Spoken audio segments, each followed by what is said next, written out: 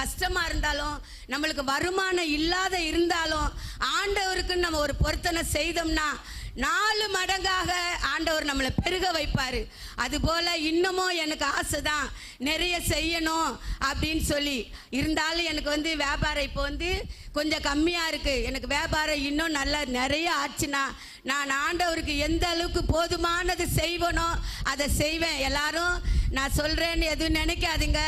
நம்மளால் முடிஞ்சது என்ன முடியுமோ அதை ஆண்டவருக்குன்னு பொருத்தனை செய்தோம்னா இன்னும் சொல்கிறேன், அதை விட ஆண்டவர் 4 மடங்கு பெருக வைப்பார். நான் சொல்கிறது உண்மையான கதை.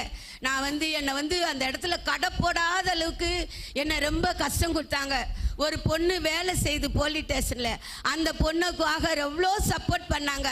இப்போ நான் அந்த கேட்டில் நின்று வரவங்க போகிறவங்க சில்ட்ரன்ஸ் ஹாஸ்பிட்டலேருந்து வரவங்களுக்கு எனக்கு இருந்தாலும் ஜபம் இன்னும் பண்ண தெரியாது.